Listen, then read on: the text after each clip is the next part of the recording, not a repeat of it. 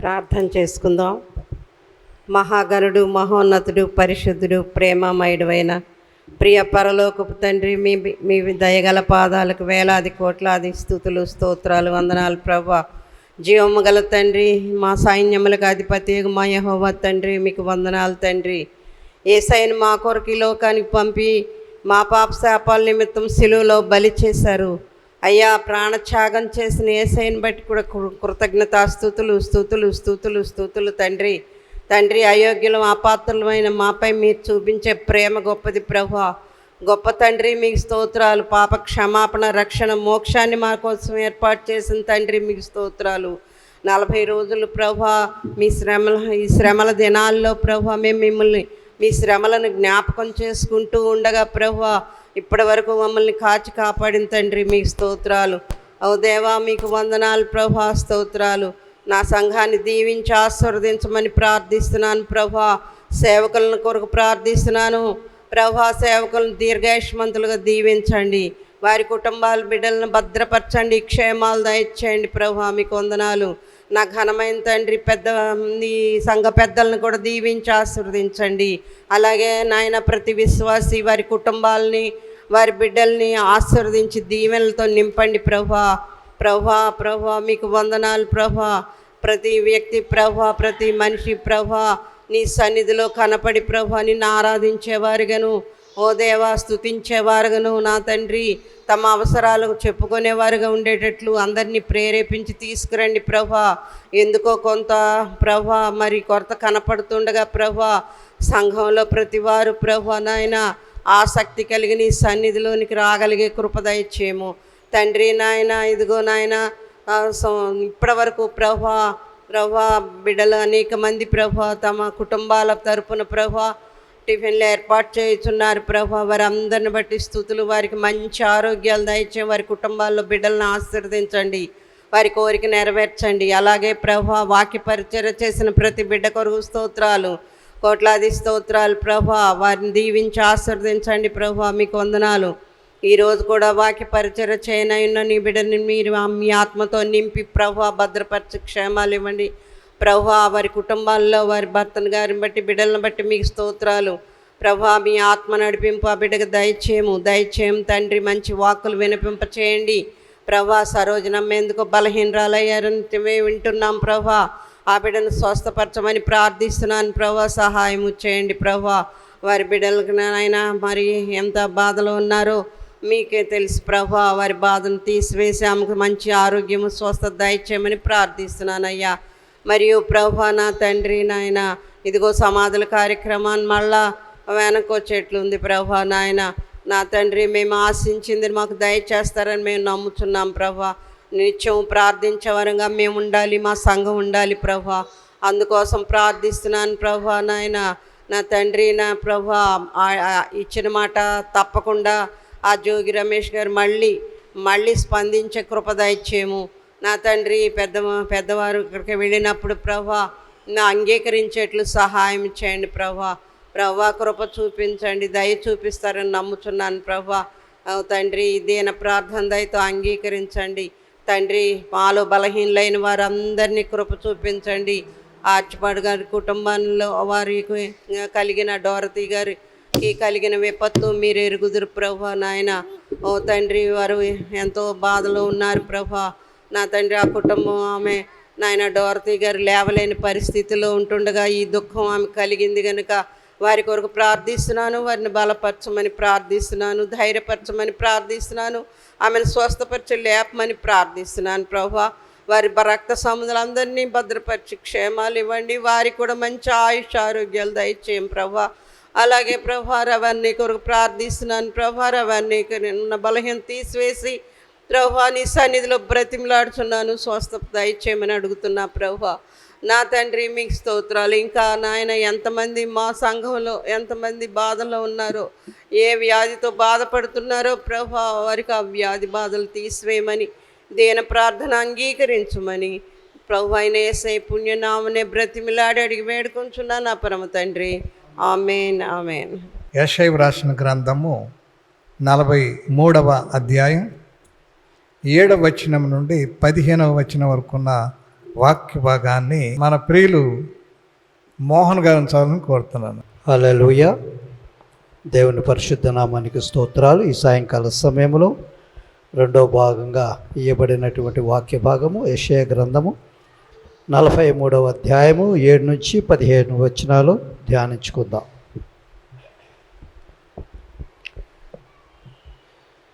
నా మహిమ నిమిత్తము నేను సృజించిన వారిని, నా నామము పెట్టబడిన వారినందరినీ తెప్పించుము. నేనే వారిని కలుగచేసి తిని వారిని పుట్టించిన వాడను నేనే. కన్నులుండియు అంధులైన వారిని, చెవులుండియు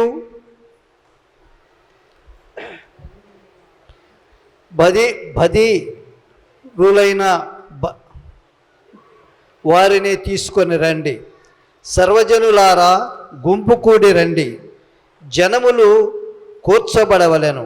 వారిలో ఎవరు ఇట్టి సంగతులు తెలియచేయుదురు?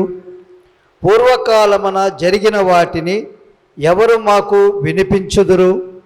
తాము నిర్దోషులమని తీర్పు పొందినట్లు తమ సాక్షులను తేవలెను, లేదా విని సత్యమే అని ఒప్పుకొనవలెను.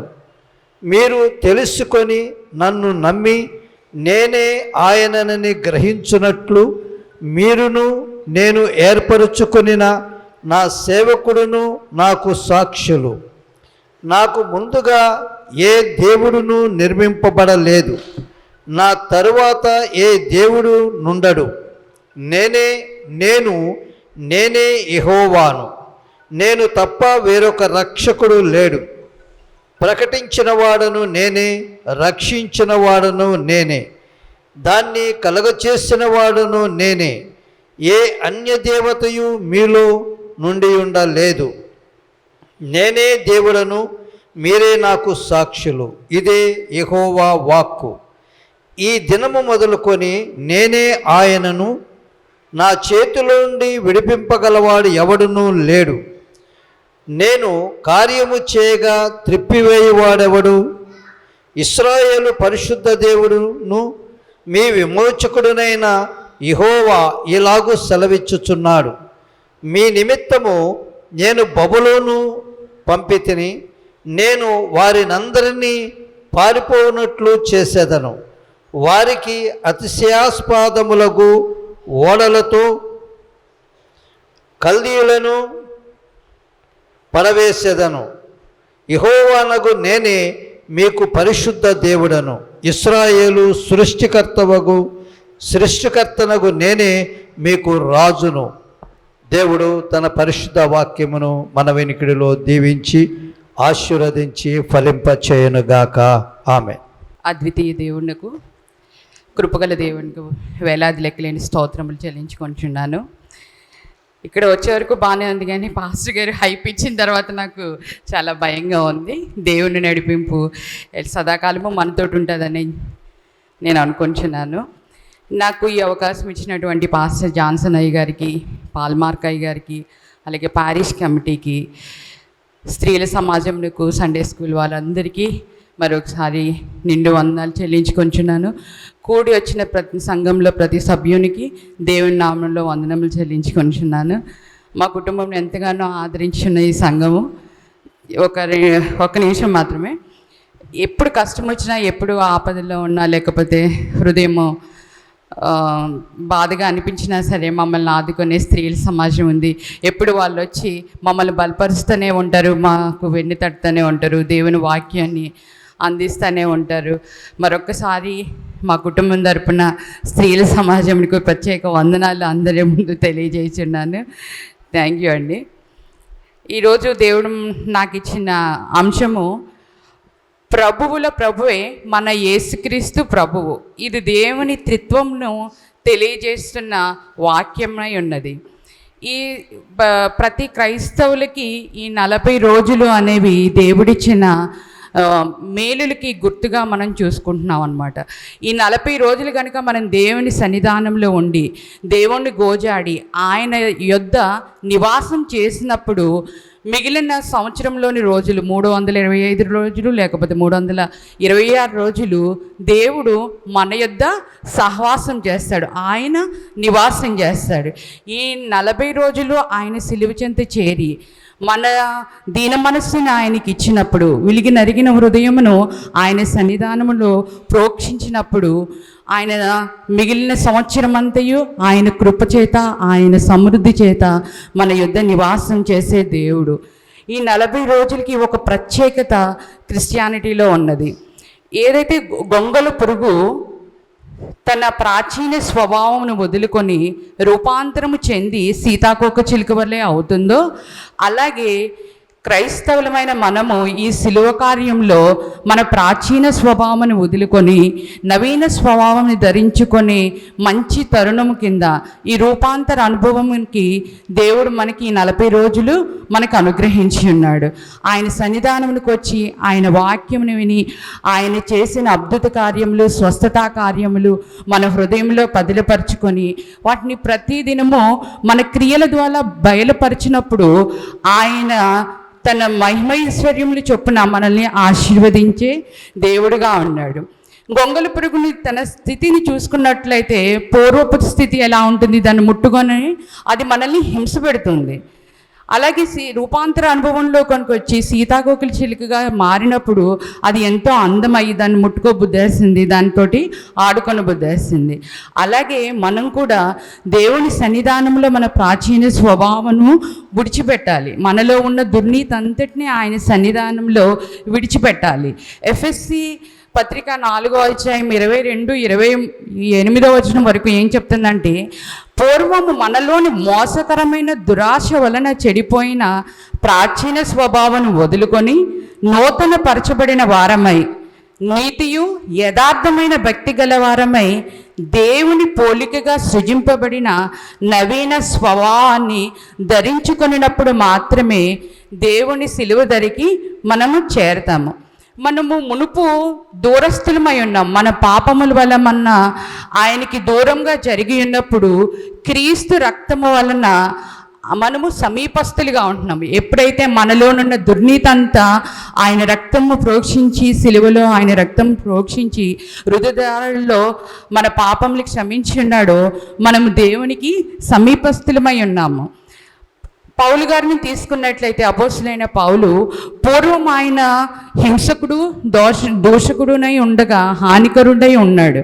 ఆయన ఎప్పుడైతే దేవుడు తన సాధనముగా ఏర్పాటు చేసుకున్నాడో అతని ప్రాచీన స్వభావం అంతటినీ తీసివేసి నూతనంగా ఏర్పాటు చేసుకున్న దేవుడు అతనికి ఎటువంటి శక్తిని ఇచ్చాడు అనంటే, నేను క్రీస్తుని పోలి నడుచుకున్నాను కనుక మీరు నన్ను పోలి నడుచుకున్నామని గొప్ప విశ్వాసంను కనపరిచాడు ఆయన.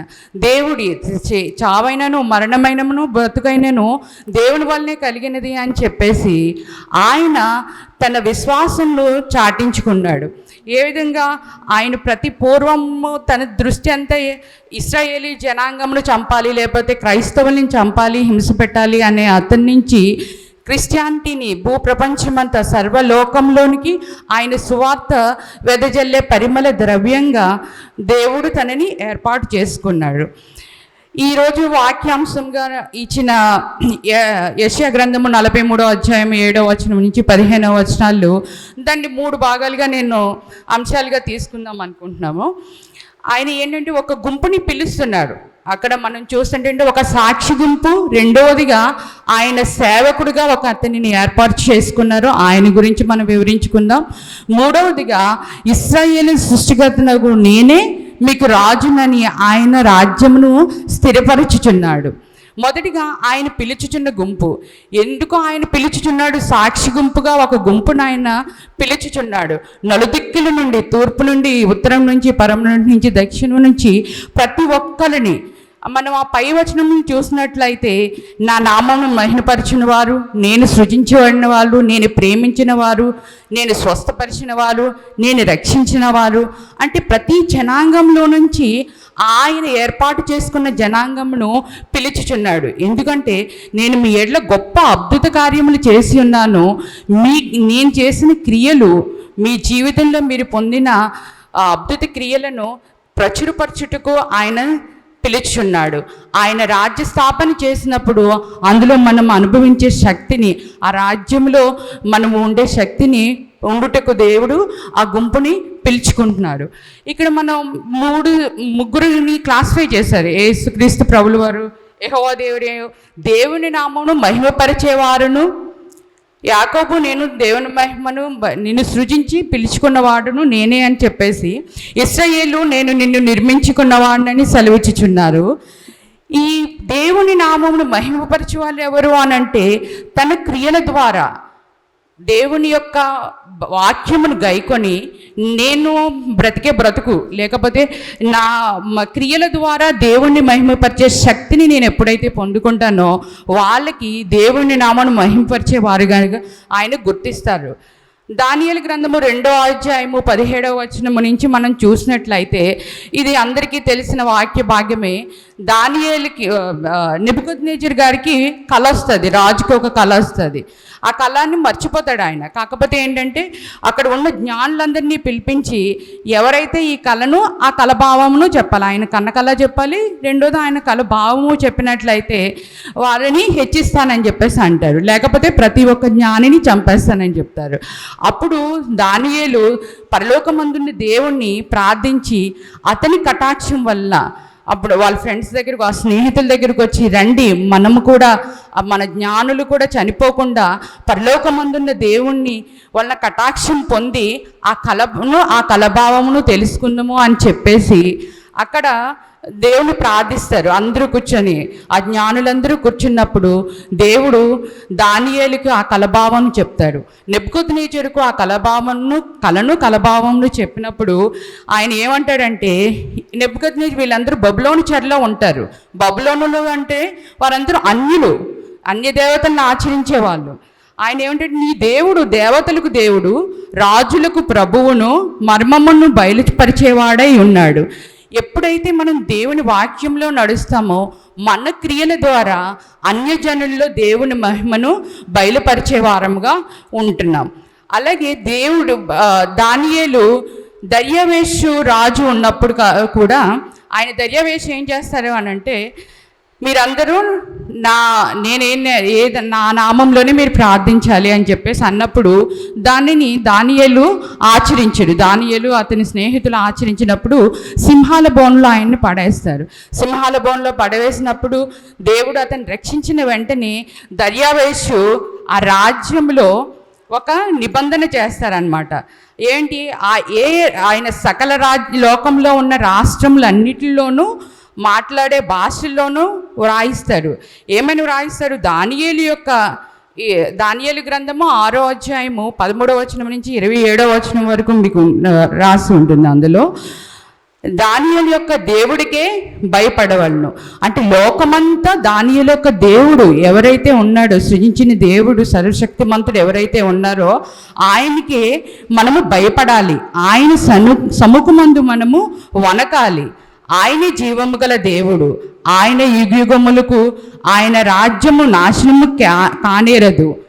పరమందును భూమి అందును సూచక క్రియలను ఆశ్చర్య క్రియలను చేయవాడు ఆయనే. ఎంతో గొప్ప శక్తివంతంగా ఆయన ఒక శాసనం రాయించి ప్రతి రాష్ట్రంలోనూ ఆయన ఏదైతే రాజ్యాలను పరిపాలిస్తున్నాడో ఆ రాజ్యాలన్నిటిలోనూ ఆ మహిమ, దేవుని యొక్క మహిమను కనపరిచే బిడ్డగా దానియేలు ఉన్నాడు. మనం కూడా ఈరోజు ఈ సిలువ వాక్య ధ్యానాల్లో ఉంటున్నప్పుడు 40 రోజులు అయిన తర్వాత మన విశ్వాస పరిమాణం ఎంతున్నదో అన్నది ఒకసారి మనం చెక్ చేసుకోవాలి ఒకసారి. రెండవదిగా సర్వజన గుంపులు కూడి రండి అంటున్నారు ఆయన. ఎవరి సర్వజనాంగము? ఇశ్రాయేలు జనాంగము ఆయన ఏర్పాటు చేసుకున్న జనాంగము, యాకోబు జనాంగము ఆయన సృజించిన జనాంగము. సర్వజనాంగము అనంటే అన్యులు, వీరు దేవుని ఎరగని వారు అయినప్పటికీ నీతి అందును న్యాయమునందును ఆయన ధర్మకార్యములు, దేవుని యొక్క ధర్మకార్యములు చేసే వాళ్ళని ఈ సర్వజనుల గుంపు కింద ఆయన ఒక గుంపుని ఏర్పాటు చేసుకున్నారనమాట. అపోస్తుల కార్యములు 10వ అధ్యాయము 1 నుంచి 21 వచనాలను చూసిన సరే మనకి కొర్నేలి అనే భక్తుడు కనిపిస్తాడు. ఇతడు అన్యుడు, పేతురుని మీరు వెళ్ళి అక్కడ ప్రార్థన చేయమన్నప్పుడు అయ్యా అన్య జనాంగంతో సాంగత్యము కుదరదని చెప్పేసి పేతురు వెళ్ళనంటారు. అప్పుడు దేవుడు ఏమంటారంటే ఆయనకి ఒక సూచన క్రియ చేసి, దేవుడు పక్షపాతి కాడు, ప్రతి జనాంగంలోనూ ఆయనకు భయపడి నీతిగా నడుచు వారిని ఆయన అంగీకరించును. ఆయన సృష్టి, అన్యులైనను ఆయన సృష్టి, అన్యులు కానప్పటికీ దేవుని బిడ్డలైనప్పటికీ ఆయన సృష్టి. ఈ సృష్టి అంతయు ఆయన మీద కలిగినప్పుడు మనము అన్యులు కాని వారముగా మనము ఎప్పుడూ చూడకూడదు. వాళ్ళని పక్షపాతంగా ఏ బిడ్డని చూడకూడదు. ఎందుకంటే తీర్పు తీర్చకుడి, మనం ఏదైతే తీర్పు తీరుస్తున్నామో దేవుడు మనకి ఆ తీర్పునే తీరుస్తాడు. అంటరాని వాళ్ళని లేకపోతే ఉన్న వాళ్ళని క్లాసిఫికేషన్ అనేది ఉండకూడదు. ఎకనామికల్ క్లాసిఫికేషన్ కానీ లేకపోతే క్యాస్ట్ క్లాసిఫికేషన్, కమ్యూనిటీ క్లాసిఫికేషన్స్ అనేవి మనం ఇవ్వకూడదు. మనం ఇచ్చామంటే దేవుని బిడ్డలము కానేరేమో. మనలో పేతురు గారికి యేసుప్రభు గారు మాట్లాడుకుంటున్నప్పుడు, ప్రభువా ఈ గిన్నె నుండి తొలగిపోవును గాక అని చెప్పిన వెంటనే యేసుప్రభు వారు, సాతానా నా వెనకకు పొమ్ము అని. అభ్యంతరకరమైన ఇవేవైనా నీ జీవితంలో వచ్చినప్పుడు నీవు చెప్పవలసిన మాట ఏంటంటే, సైతానా నా నుండి పొమ్ము. దేవుడు మనల్ని బలపరిచే దేవుడు, శక్తిమంతుడు. ఎన్ని కార్యములు మన జీవితంలో జరిగినప్పటికీ మనం గ్రహించలేనప్పటికీ దేవుడు మన ఎడ్ల ఇంకా తన మహిమైశ్వర్యం చొప్పున ఎల్లప్పుడూ మనని కాచి కాపాడే దేవుడు. ఆయన కృపా సమృద్ధి గల జీవము గల దేవుడై ఉన్నాడు. మరొకసారి చెప్తున్నాడు, దేవుడు పక్షపాతి కాడు, ప్రతి జనాంగంలోనూ ఆయనకు భయపడి నీతిగా నడుచు వారిని ఆయన అంగీకరించును. ఆయన దేవుడు తెలియనప్పటికీ, అన్ని జనుల్లో దేవుడు వాక్యం తెలియనప్పటికీ ఎవరైతే నీతియుక్తంగా నడుస్తారో వారందరూ దేవుని బిడ్డలుగా ఆయన చూచుచున్నాడు. మూడవదిగా, నా నామం పెట్టి పిలువబడిన బిడ్డలు ఒక గుంపుగా రండి అని పిలుస్తున్నారనమాట. ఆయన స్వజనులు ఇశ్రాయేలు జనాంగము 12 గోత్రాల్లో ఆయన ఏర్పాటు చేసుకున్న జనాంగములను దేవుడు పిలుస్తున్నారు. మీరు నా కోసం, నా నామము నిమిత్తము సృజించబడిన వారు మీరందరూ రండి, నేను రాజ్య స్థాపన చేయుచున్నాను, ఆ రాజ్యాన్ని మీరు స్వతంత్రించుకోనండి అని చెప్పేసి దేవుడు పిలుస్తున్నప్పుడు మనం ఆ ఇశ్రాయేలీని పరిశుద్ధ జనాంగముగా ఉంచినప్పుడు మనలో పరిశుద్ధత దేవుని యందు కనపరచాలి. ఎటువంటి చెడు కార్యములు, దుష్కార్యములు మనలో ఉండకూడదు. ఎప్పుడైనా మనల్ని అపవాది శోధించినప్పుడు దేవుని వాక్యమును చేతపట్టుకున్న వారే, ప్రార్థన శక్తిని మనము అలవాటు చేసుకునే బిడ్డలుగా ఉన్నప్పుడు దేవుడు మనల్ని ఈ గుంపులో పిలుస్తాడు. నా పరిశుద్ధ జనాంగమా మీరు నా యొద్దకు రండి అని చెప్పేసి పిలుస్తారు.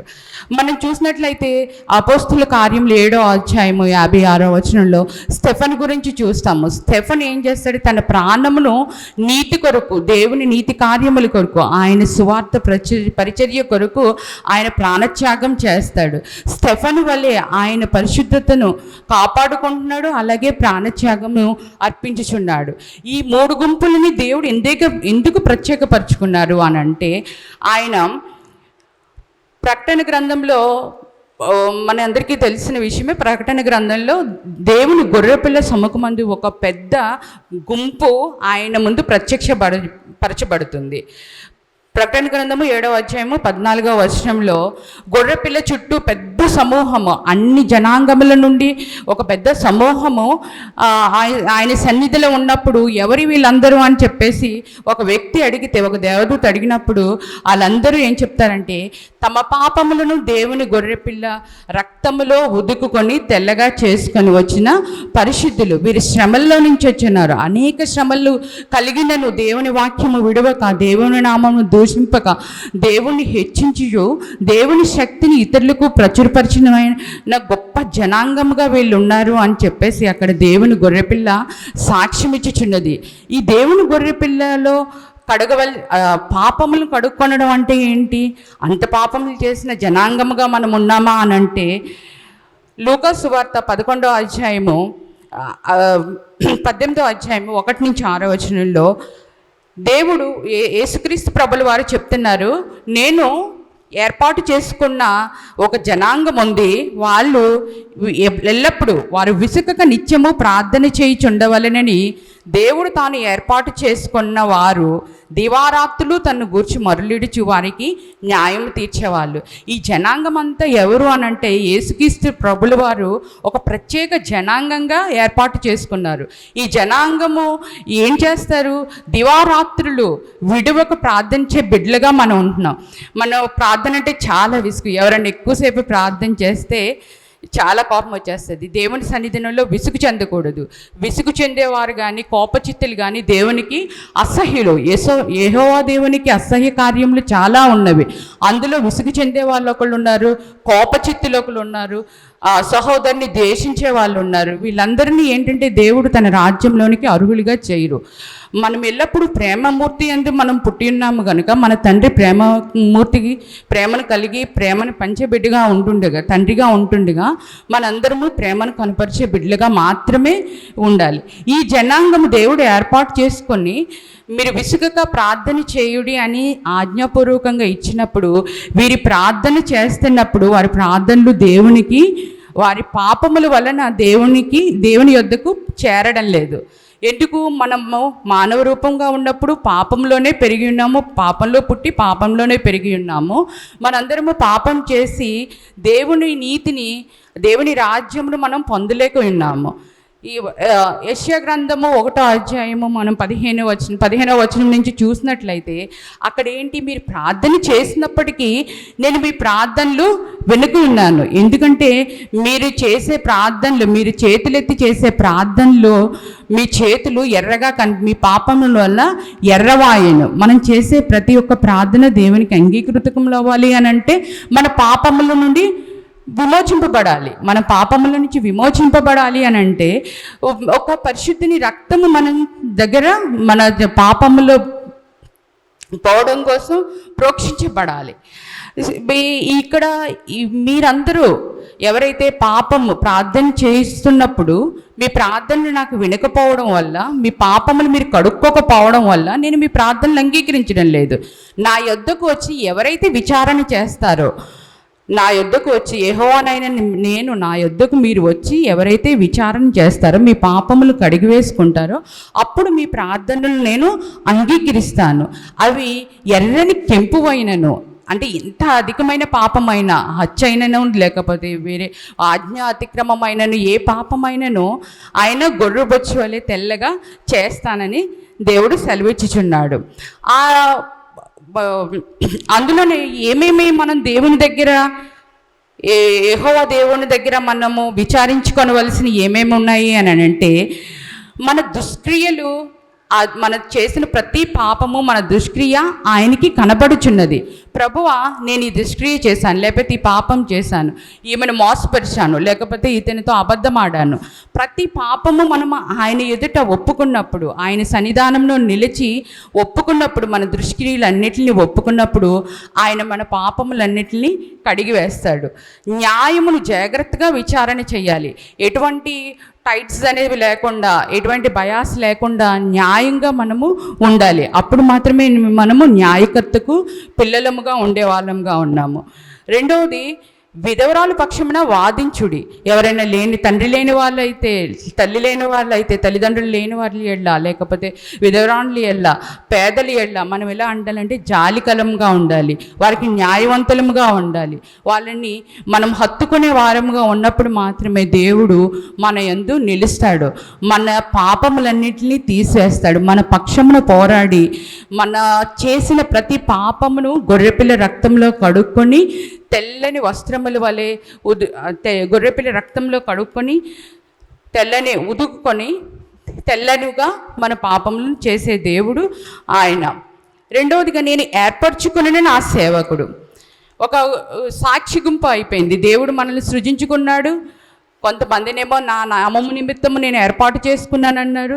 కొంతమందినేమో సర్వజనాంగము, సర్వజనులలో నుంచి ఒక గుంపుని తీసుకొస్తామని చెప్పారు. రెండవదిగా, ఆయన ఒక సేవకుడిని ఏర్పాటు చేసుకున్నాడు. ఎవరి సేవకుడు? ఈయన వలన మనకి ఏమైనా లాభం ఉందా? ఆయన వలన మనకి ఏమన్నా ప్రేమ కనికరములు ఏమన్నా వస్తాయని చూస్తే, దేవాది దేవుడు త్రిత్వమై ఉన్న దేవుడు. మనకి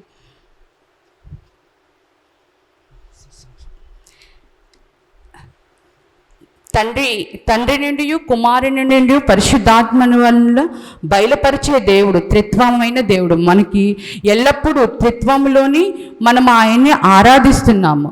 తండ్రి తన మార్గములను కుమారునికి బయలుపరిచినప్పుడు, కుమారుడు తన రక్తం ద్వారా మనల్ని అందరినీ పాప విమోచన చేసినప్పుడు, పరిశుద్ధాత్మ శక్తి మనల్ని ఆవరించి ఎల్లప్పుడూ మనల్ని కాచి కాపాడుతుంది. ఇది అన్ని విధాల అన్ని కాలాల్లోనూ మనకి తండ్రి అయిన దేవుడు ఆదరణకర్తగా మనకి జరిగించుచున్నాడు. యెషయా గ్రంథము 59వ అధ్యాయము 15వ వచనము మనం చూసినట్లయితే, న్యాయము జరగకపోవుట యెహోవా చూచెను, అది ఆయన దృష్టికి ప్రతికూలమై ఉండెను. సంరక్షకుడు లేకపోవుట ఆయన చూచెను, మధ్యవర్తి లేకపోవుట చూచి ఆశ్చర్యపడెను. కాబట్టి ఆయన బాహువే ఆయనకు సహాయం చేసెను. ఇశ్రాయేలు జనాంగము మాకు రాజు కావాలి అన్నప్పుడు, రాజును అనుగ్రహించిన తర్వాత ఇశ్రాయేలు దేశము రెండుగా చీలిపోతుంది. తర్వాత చిన్న చిన్న దేశాలుగా చీలిపోతుంది. వాళ్ళు అక్రమణకు గురవుతారు. బబులోను సామ్రాజ్యంకు, అశూరియులకు, వీళ్ళందరూ ఏంటంటే ఆ రాజ్యాల మీద పడి దేవుని జనాంగాల్ని బానిసలుగా చేసుకుంటారు. ఒక చీకటి రాజ్యము వెళుతున్నప్పుడు దేవుడు ఎంతో బాధపడతాడు. అయ్యే, నేను ప్రియమారా వీళ్ళని సృజించుకున్నాను, నా చేతులతో వీళ్ళని సృజించుకున్నాను, వీరేమో బానిసలుగా వెళ్ళిపోతున్నారు, క్రూరత్వంలో ఉంటున్నారు. వీళ్ళ రాజ్యం ఎలా ఉంటుందంటే, హబక్కుకు రాసిన గ్రంథము 1వ అధ్యాయము మనం అందులో చూసినట్లయితే, వాళ్ళు విధి విధానాలన్నీ వాళ్ళకి ప్రయోజనకరంగానే ఉంటాయి. రాష్ట్ర ప్రజలకు కానీ, దేశంలో ప్రజలకు కానీ విలువ ఉన్నట్టు కానీ వాళ్ళకి ఉండవు. వాళ్ళ చిత్తం ఎలాగ ఉంటుందో ఆ చిత్తం ప్రకారం వాళ్ళు నెరవేర్చుకుంటారు. రాజులు అంత దౌర్జన్యంగా ఉన్నారే, నా ప్రజలు నలిగిపోతున్నారే అని దేవుడు బాధపడుతున్నప్పుడు ఆయన బాహువే ఆయనకి సహాయం చేస్తుంది. ఈ బాహువే మనకి మధ్యవర్తిగా దేవునికిని మనకును మన పాపములకు మధ్యవర్తిత్వము చేసిన ఆ క్రీస్తే ఈ మధ్యవర్తిగా మనకున్నారు. దేవుడు న్యాయాధిపతి. మనం చేసిన ప్రతి పాపమును ఆయన అకౌంట్ చేశాడు. ఈ అమ్మాయి ఈ పాపం చేసింది, లేకపోతే ఈ వ్యక్తి ఈ పాపంలో ఉన్నాడు, ఇతని వల్ల ఇంతమంది జీవితాలు నాశనం అయిపోతున్నాయి. అయితే ఈ పాపి ఎప్పుడు క్షమింపబడతాడు? ఇతనికి పాప క్షమాపణ లేదా అన్నప్పుడు అని బాధపడుచున్నప్పుడు ఆయన మధ్యవర్తిగా ఉండి దేవునికిని మనకును ప్రేమను కలుగజేసే మధ్యవర్తిగా ఆయన ఉంటున్నాడు. కొలస్సీలకు రాసిన పత్రిక 1వ అధ్యాయము 15వ వచనంలో ఆయన లక్షణాలు, ఎవరైతే మధ్యవర్తిగా ఉన్నారో, క్రీస్తు అయి ఉన్నారో, ఎవరైతే దేవుని బాహువై ఉన్నదో ఆయన లక్షణాలని కొలస్సీ పత్రిక 1వ అధ్యాయం 15వ వచనంలో మనం చూసుకున్నట్లయితే, ఆయన సత్యస్వరూపి, దృశ్యాదృశ్యములందు ఉన్నవాడు, ఆది సంభూతుడు, మరణ పునరుద్ధానములందు ఆయనే ప్రథమ ఫలముగా ఉన్నాడు. అవి సింహాసనులైనను, ప్రధానులైనను, ప్రభుత్వములైనను ఆయన ద్వారే సృజింపబడినవి. ప్రతిదీ ఆయన నామము ద్వారానే సృజించబడినది. ఆయన భూమి పుట్టక మునిపే ఆయన ఉన్నవాడు. ఆ వాక్యం మొత్తం మనం చదివినట్లయితే క్రీస్తు ద్వారానే మనకి సృష్టి అనేది జరిగినది.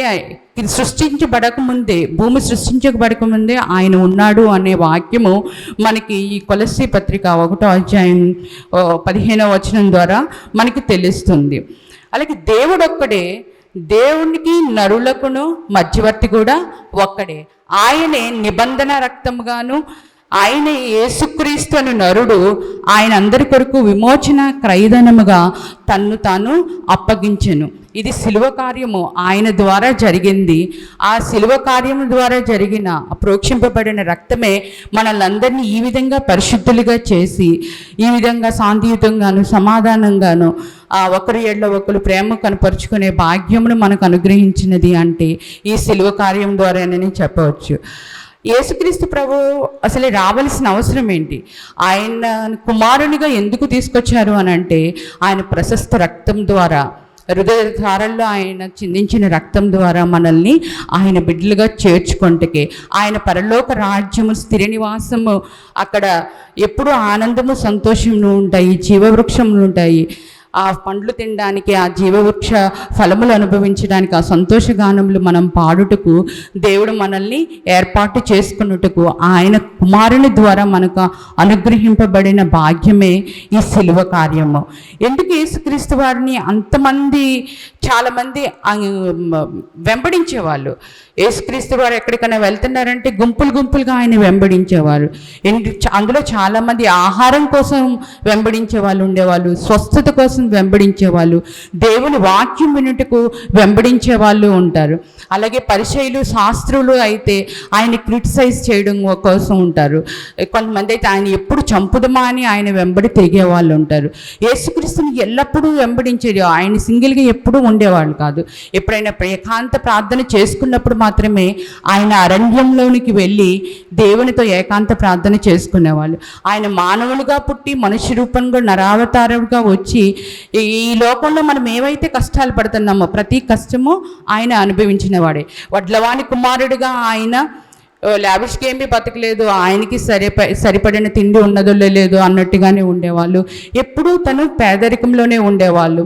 దేవుని కుమారునిగా ఆయన ఎప్పుడూ చూసుకోలేదు, ఆయన భాగ్యముగా ఆయన ఎన్నడూ ఎంచుకోలేదు.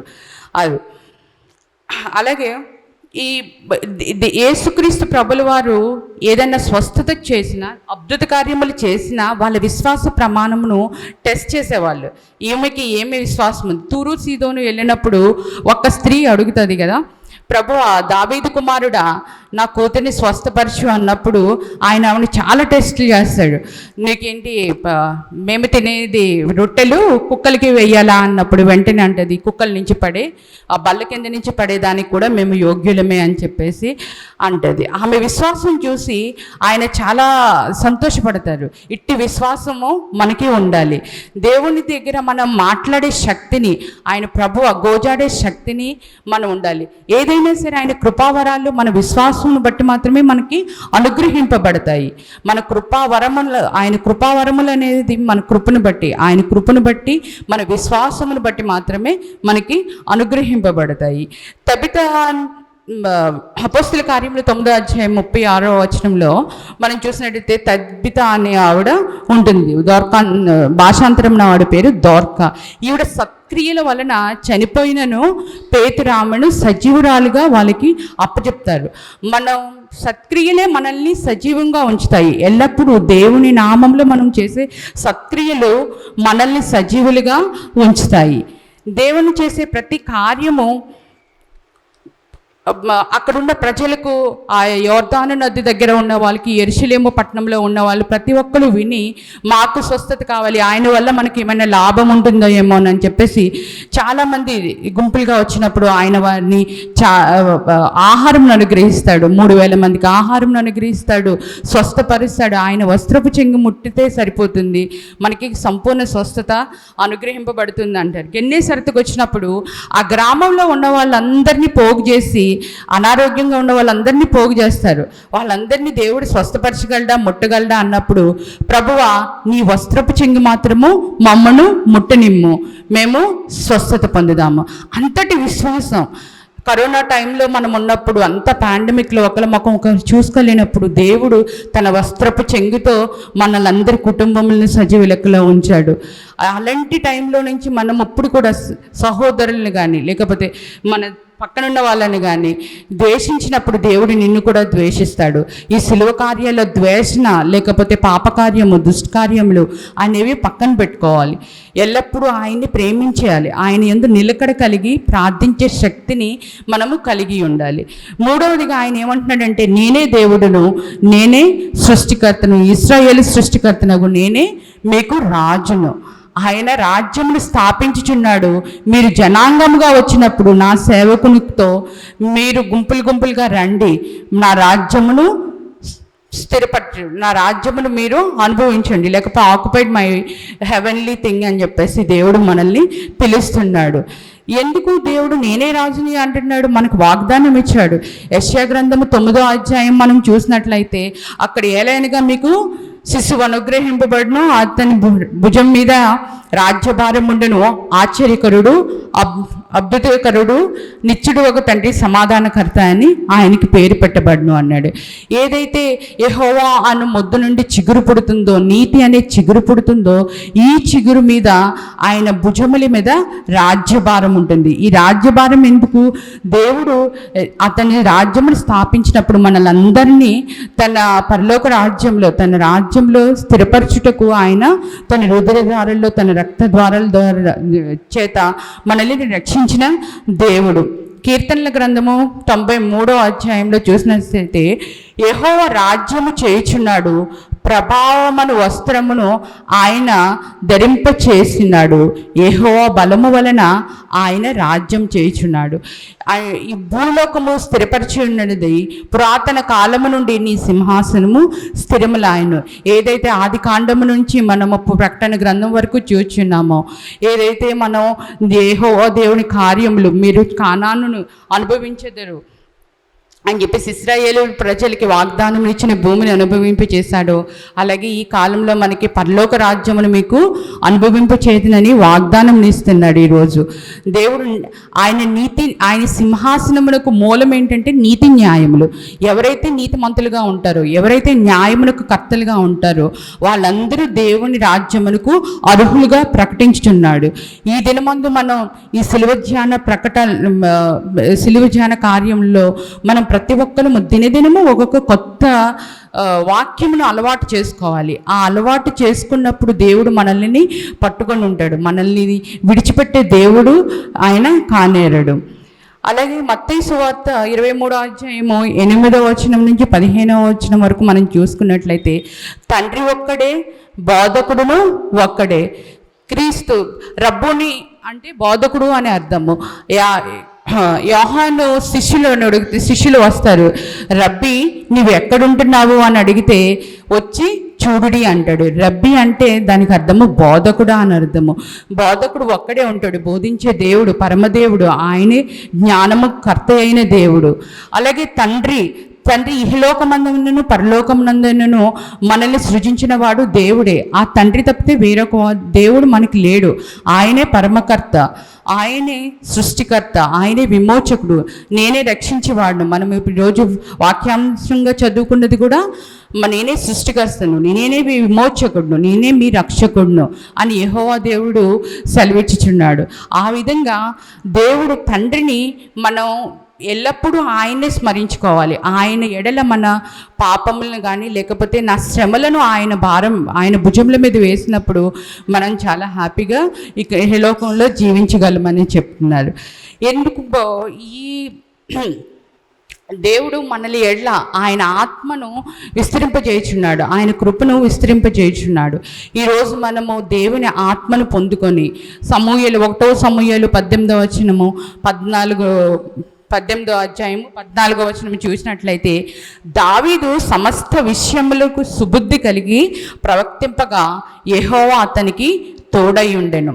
సమస్త విషయములను దేవుని చేతికి మనం అప్పచెప్పుకోవాలి. అది కష్టమైనను, మంచి అయినను, చెడైనను ప్రతిదీ విసుగు చెందక ప్రార్థన చేసినప్పుడు దేవుడు మనకి ఎల్లప్పుడూ తోడై ఉంటాడు. అలాగే సౌలు ఎప్పుడైతే దుష్టకార్యం ఆలోచిస్తాడో అతనికి దురాత్మ తోడై ఉంటుంది. మనము ఎల్లప్పుడూ నీతియుక్తమైన పాత్రల వలె ఉండాలి. మనం పరిమళ ద్రవ్యంగా, దేవుడు ఆయన ఇచ్చిన ప్రశస్తమైన రక్తాన్ని చిందించి మనల్ని కొన్నాడు కాబట్టి మనని పరిమళ సువాసనగా ఉండుటకు మాత్రమే మనల్ని ఏర్పాటు చేసుకున్న దేవుడు. ఎవరైతే యేసుని క్రీస్తుని అంగీకరిస్తారో వాళ్ళు మాత్రమే దేవుని సన్నిధానంలో లేక పరలోక రాజ్యంలోకి వారసులని దేవుడు చెప్తున్నాడు. మనం ఎల్లప్పుడూ దేవుణ్ణి ఎంత ఆనుకున్న, దేవుని ఎళ్ళ మనం ప్రార్థించిన, ఆయన ఎల్లప్పుడూ మనల్ని ఏర్పాటు చేసుకొని నీటి కాలువ వద్ద నాటబడిన చెట్టు ఏ విధంగా పచ్చగా ఉంటుందో మన జీవితంలో ఆ విధంగా చేస్తాడు. దేవుడి చిన్ని వాక్యమును దీవించిన గాక. Thank you. నాకు మరొకసారి తప్పులుంటే చాలా అంటే వ్యక్తిత్వం గురించి చెప్పాలి అని చెప్పేసి అనుకున్నాను, కానీ చూసేసరికి ఏమైనా తప్పులు మాట్లాడితే నన్ను క్షమించండి. ఎందుకంటే దేవుని వాక్యము రెండంచుల ఖడ్గము వంటిది. తప్పుంటే దయతో మన్నించండి, రెక్టిఫై చేయండి. అది మా కుటుంబం కొరకు ప్రార్థనలో ఉంచండి. ఇది నా సొంత సంఘంగా నేను ఎప్పుడు చాలా ఆనందపడతా ఉంటాను. పాస్టర్ అయ్య గారు ఇద్దరు చాలా హ్యాపీగా ఉంటుంది మాకు ఇక్కడికి వచ్చినప్పుడు, మా సిస్టర్స్ని చేసినప్పుడు. వన్స్ అగైన్ చాలా థ్యాంక్ యూ వెరీ మచ్ మీ అందరికీ. నా కుటుంబం తరపున మీ అందరికీ వందనాలు తెలియజేసుకుంటున్నాను. చిన్న ప్రార్థన చేసి. మహోన్నతుడ మహాపరిశుద్ధుడ దేవాది దేవ మీ ఘనమైన నామముకు లెక్కలేని స్తోత్రములు స్తుతులు చెల్లించుకుంటున్నాం తండ్రి. ప్రభ ఈ సిలువ ధ్యాన కూడికలో ప్రభ వచ్చిన ప్రతి ఒక్క బిడ్డని దీవించండి, ఆశీర్వదించండి తండ్రి. మీరు విత్తిన వాక్యమును ప్రభ మా హృదయములకు హత్తుకొని ప్రభ మా క్రియల ద్వారా వాటిని బయలుపరిచే శక్తిని అనుగ్రహించమని వేడుకొనిచున్నాం తండ్రి. అన్యులకు నిన్ను తెలియజెప్పే బాధ్యతను మేము తీసుకొని సువార్త పాత్రల వల్లే ప్రభ ప్రతి ఒక్కరికి ప్రచురించే భాగ్యమును మాకు అనుగ్రహించండి ప్రభ. రాకడి సమయంలో మేము ఉన్నాము తండ్రి. యేసయ్య నీ వాక్యమును మా హృదయంలో అందించండి తండ్రి. బదులుపరుచుకొని ఎల్లప్పుడూ నిన్ను స్తుతించి నిన్ను ఘనపరిచే బిడ్డలుగా, నీ రక్షణ కార్యమును తెలియపరిచే బిడ్డలుగా ఉంచమని ఇక్కడ ప్రభ కూడి వచ్చిన ప్రతి ఒక్క కుటుంబంలో దీవించండి, ఆస్వాదించండి. నీ నిండారు దీవెనలు ప్రభ ప్రతి కుటుంబంలోనే నింపమని వేడుకొనిచున్నాం తండ్రి. ప్రతి సమస్యను తీసివేయండి ప్రభ. యేసయ్య అనారోగ్యంగా ఉన్న ప్రతి బిడ్డని జ్ఞాపకం చేసుకోనమని వేడుకొనిచున్నాం తండ్రి. స్వస్థపరిచే యెహోవా నీవు తండ్రి. యేసయ్య నీ గాయపడిన హస్తముల చేత ప్రభ బిడ్డలు ముట్టండి, తాకండి నాయన. యేసయ్య సయ్య ఈ సంఘంలో ప్రభ సమాధుల దొడ్డు కోసం ప్రార్థించుచున్నాం తండ్రి. ప్రభ ఏదైతే ప్రాబ్లం ఉన్నదో ప్రభ నీవే సృష్టికర్తవి, విమోచకుడు తండ్రి. యేసయ్య నీ నామంలో ప్రతి విధమైన సమస్యను పరిష్కరించమని వేడుకొనిచున్నాం తండ్రి. నమ్ముట అయితే విశ్వాసం అధికమవుతుంది తండ్రి. యేసయ్య నీ కార్యములు విశ్వాసం ద్వారా జరిగించమని వేడుకొనిచున్నాం తండ్రి. ప్రభు మరి ఒకసారి ఈ మంచి తరుణమును మాకు ఇచ్చిన ఈ సమయమును బట్టి మీకే స్తోత్రములు వందనములు చెల్లించుకుంటూ ఈ వాక్యమును మా వెనికిడిలో భద్రపరచమని మా ప్రభువును రక్షకుండైన యేసుక్రీస్తు ద్వారా వేడుకొనిచున్నాం తండ్రి. ఆమేన్. చక్కని వాక్యం అందించిన సహోదరి వజ్రవతి గారిని ప్రభు దీవించును గాక. వారిని ఇక్కడికి తీసుకొని రావడంలో, సంఘంలో ప్రభువును ఘనపరచుటలో చాలా ప్రేమపూర్వకంగా ఉన్నటువంటి శ్రీ వరాల రాజు గారిని, వారి ఇరువురు కుమారులను ప్రభు దీవించును గాక. ఈ ప్రార్థన జరుగుతూ ఉన్న సమయంలో ఒక ఫోన్ కాల్ ద్వారా ఒక విచారమైన సంగతి తెలియచెప్పబడింది. మన మందిరంలో ప్రభువును ఆరాధిస్తూ ఉన్న సహోదరి జోసఫిన్ గారు, వారి అత్తమ్మ గారు గంట భాగ్యమ్మ గారు, పంచాయతీ బజార్ 3వ లైను, గంట దేవదాస్ గారు కీర్తిశేషులు, వారి తల్లిగారు అగ్రికల్చర్ ఆఫీసర్, టీచర్ గారు, రిటైర్డ్ టీచర్ గారు ప్రభు సన్నిధికి పిలువబడ్డారు. రేపు ఉదయం పంచాయతీ ఆఫీస్ 3వ బజారు, అంటే చదువుల ఆశీర్వాదం గారి ఇంటికి వెళ్ళే దారిలో ఎడమవైపున 2వ ఇల్లు, వారి భూస్థాపన ఆరాధన రేపు ఉదయం జరుగుతుందని తెలియచెప్పబడింది. సహోదరి జోసఫిన్ గారు, వారి కుమార్తెలు ప్రభు మందిరంలో, మన మందిరంలో ప్రభువును ఆరాధిస్తూ ఉన్నారు. ఆయా కార్యక్రమాల్లో పాల్గొంటూ ఉన్నారు. అమ్మగారు మాత్రం, భాగ్యమ్మ గారు ఈ హెబ్రోను సంఘంలో సభ్యులై ఉన్నారు. మరి ఆ కుటుంబం కొరకు ప్రార్థన చేద్దాం. అలాగే మరి ఈరోజు రిఫ్రెష్మెంట్స్ ఇస్తూ ఉన్నవారు చిట్టిబాబు గారు, జీవన్ జ్యోతి గారు, వారి బిడ్డల కొరకు ప్రార్థన చేద్దాం. ప్రార్థన, పరలోక ప్రార్థన, ఆశీర్వాదం పిదప రేపు రవికిరణ్ గారు వారితో కలిసి మరొకరు రిఫ్రెష్మెంట్స్ ఇస్తూ ఉన్నారు. గురువందపల్లి ఇమాన్యుల్ గారు, రవికిరణ్ గారు, వారు ఇరువురు రేపు రిఫ్రెష్మెంట్స్ ఇస్తారు. వారి కుటుంబం కొరకు కూడా ప్రార్థన చేద్దాం, ప్రార్థన చేయుదాం. మా ఈ కుటుంబాన్ని మీ ప్రార్థనలో జ్ఞాపకం చేసుకోవాలని గంటా భాగ్యమ్మ గారు ప్రభు పిలుపు అందుకొని ఉంటుండగా వేదనలో ఉన్న వారి కోడలు జోస్ఫిన్ గారి కొరకు, కుమార్తెల కొరకు ప్రార్థన చేద్దాం. ప్రేమ స్వరూపి అయి ఉన్న మా తండ్రి, జీవాధిపతి అయిన ప్రభువా, మీకు వందనాలు. మా గంట భాగ్యమ్మ గారు రిటైర్డ్ టీచర్ గారు పెద్ద వయసులో నీ పిలుపు అందుకొని ఉన్నారు.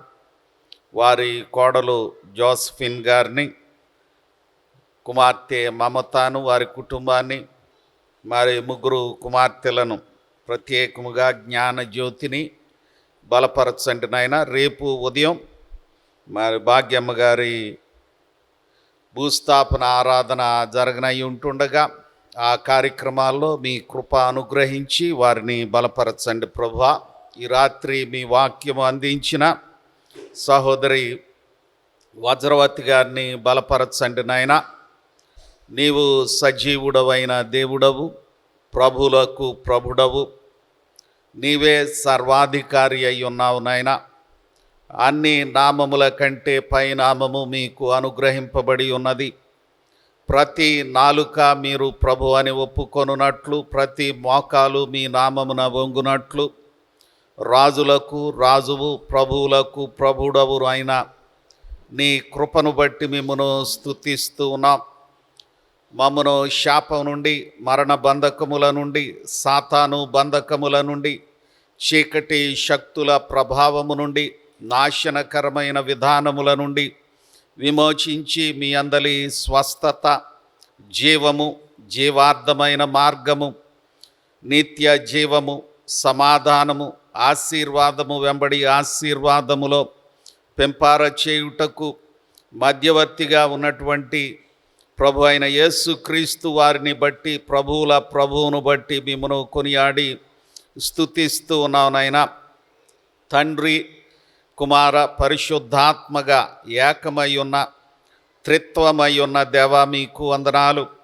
అనేక ప్రాముఖ్య వాక్య సంబంధమైన అంశాలు నీ బిడ్డ ద్వారా మా ముందు ఉంచి ఉన్నందుకు మీకు వందనాలు తండ్రి. ప్రేమ స్వరూపి అయి ఉన్న దేవ, సమస్తము మీ మూలముగా కలిగి ఉన్నది. ప్రతి దీవెన మీ మూలముగా కలుగుచున్నందున మిమ్మను స్తుతిస్తూ ఉన్నాం ప్రభువా. వరాల రాజు గారిని, వజ్రవతి గారిని, కుమారులు ఇరువురిని, వారి భవిష్యత్తును, వారి రక్త సంబంధికులను దీవించండి నాయన. ఈరోజు రిఫ్రెష్మెంట్స్ అందిస్తూ ఉన్న జీవన జ్యోతి గారిని, చిట్టుబాబు గారిని, బాల కార్తిక్ను, మోక్ష ప్రణీతను దీవించండి. చిట్టుబాబు గారి తల్లిగారిని, జీవన్ జ్యోతి గారి తల్లిగారిని, రక్త సంబంధికులను దీవించండి నాయన. వారిని ప్రేమించి వారికి నూతనముగా ఇచ్చిన ఇంటిని బట్టి మిమ్మను స్తుతిస్తూ ఉన్నాం. ఆ ఇంటిలో మీ సన్నిధి ఇచ్చి ఈ కుటుంబమును పెంపొందింపచేసి వారి అవసరతలు తీర్చి మీ మేలులు ఇవ్వండి నాయన. ఉయ్యూరు సరోజిని గారు అనారోగ్య పరిస్థితుల్లో, బలహీనతలో ఉంటుండగా వారిని నీ కృపలో ముట్టి ఆరోగ్యము, క్షేమము ఇవ్వండి నాయన. అలాగూ సంఘములో అనేక మంది ఆయా రుగ్మతలు, బలహీనతల్లో నలుగుతూ ఉండగా మీ దయను అనుగ్రహించండి నాయన. రేపు రిఫ్రెష్మెంట్స్ అందించనై ఉన్న నీ బిడ్డలు గురువిందపల్లి ఇమాన్యుల్ గారిని, సుభాషిణి గారిని, నీటి కొరకు సిద్ధపడుతూ ఉన్న వారి బిడ్డ స్టెల్లాను, కుటుంబీకులను దీవించండి. అలాగే రవికిరణ్ గారిని, కుటుంబీకులను ఆశీర్వదించండి నాయన. అలాగే సంఘంలో అనేక మంది బిడ్డలు నీట్ పరీక్ష కొరకు సిద్ధపడుతూ ఉండగా అట్టి బిడ్డలందరినీ పేరు పేరున దీవించండి నాయన. ఇంటర్మీడియట్ పరీక్షలు వ్రాసిన బిడ్డలను దీవించండి నాయన. ఈరోజు మరి పెద్దలు కొల్లూరి నాగభూషణం గారి గృహంలో వారి సతీమణి మీ పిలుపు అందుకున్న తారీఖును బట్టి జరిగిన ప్రార్థన కూడికలో మీ కృప ఇచ్చారు. వందనాలు నాయన. కనకమ్మ గారిని బట్టి మిమ్మను స్తుతిస్తూ ఉన్నాం. మరి నాగభూషణం గారిని బలపరచండి ప్రభువా. సంఘ సెక్రటరీ గారు శాంతిభూషణ్ గారిని, సులోచన గారిని, వారి బిడ్డలు యాపిల్ను, చెర్రీని దీవించండి నాయన. అలాగునే డాక్టర్ జ్ఞానరత్న గారిని, రెవరెండ్ లోదర్ గారిని, బ్లెస్సీని, నిస్సీని ఆశీర్వదించండి. మీ కృపా కటాక్షములు ఇవ్వండి ప్రభువా. నాగభూషణం గారి ద్వారా అనేక పరిచర్యల్లో నిన్ను ఘనపరచే స్థితి ఇచ్చారు. వందనాలు. బైబిల్ సొసైటీ ఆఫ్ ఇండియా పరిచర్యలను దీవించండి నాయన. మీ మేలులు అనుగ్రహించుమని ప్రార్థిస్తూ ఉన్నాం ప్రభువా. ప్రేమ స్వరూపి అయి ఉన్న దేవ, తమ ప్రియులను పోగొట్టుకొని వేదనలో ఉన్న కుటుంబాల్లో మీ అందరి కృపను నిబరతను ఇవ్వండి నాయన.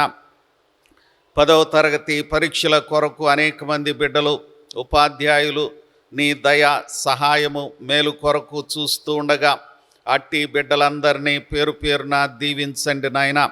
ప్రత్యేకముగా సంఘములో 10వ తరగతి పరీక్షల కొరకు చూస్తూ ఉన్న బిడ్డలను మీ దయ ఇచ్చి బలపరచండి. ఉయ్యూరు మరియమ్మ గారి మనవరాలను బలపరచండి నాయన. అలాగే సంఘంలోని బిడ్డలను దీవించండి తండ్రి.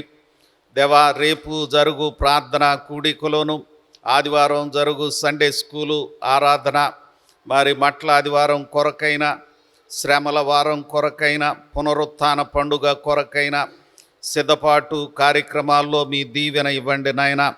అనేక మంది నిన్ను ఒప్పుకొని నిన్ను ప్రభువుగా అంగీకరించి నీ దీవెనను స్వతంత్రించుకుంటూ బాప్తిస్మం తీసుకొనులాగున మీ దీవెన ఇవ్వండి నాయన. కొంతమంది బిడ్డలు సిద్ధపడుతూ ఉండగా అట్టి బిడ్డలను బట్టి మిమ్మను స్తుతిస్తూ ఉన్నాం. ఇంకా అనేక మంది సిద్ధపడి నీ కాడి ఎత్తుకొని నిన్ను ప్రభువుగా రక్షకునిగా కలిగి ముందుకు వెళ్ళడానికి దీవెన ఇవ్వండి నాయన. నీ బిడ్డలను మీ శుభములతో పంపుమని, సిద్ధపరచబడిన పలహారమును దీవించుమని ప్రార్థిస్తూ ఉన్నాం నాయన. ఈ సంఘమును దీవించుమని ప్రభు యేసు నామమున వేడుకొనుచున్నాము తండ్రి, ఆమెన్. పరలోకమందున్న మా తండ్రి, మీ నామం పరిశుద్ధ పరచబడును గాక, మీ రాజ్యము వచ్చును గాక, మీ చిత్తం పరలోకమందు నెరవేరుచున్నట్లు భూమి యందు నెరవేరును గాక. మాకు కావలసిన అనుదిన ఆహారము నేడు మాకు దయచేయండి. మా రుణస్థులను మేము క్షమించి ఉన్న ప్రకారము మా రుణములను క్షమించండి. మమ్మను శోధ నుండి తేక కీడు నుండి తప్పించండి. రాజ్యము, బలము, మహిమ నిరంతరము మీవై ఉన్నవి తండ్రి, ఆమెన్.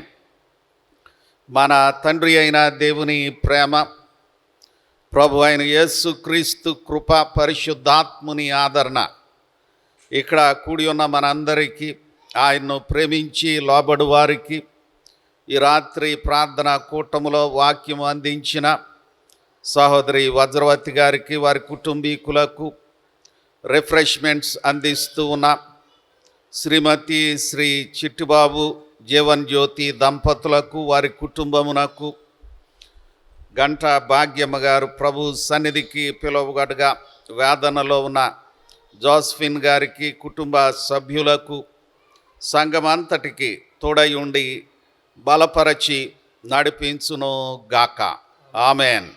అందరికీ వందనాలండి.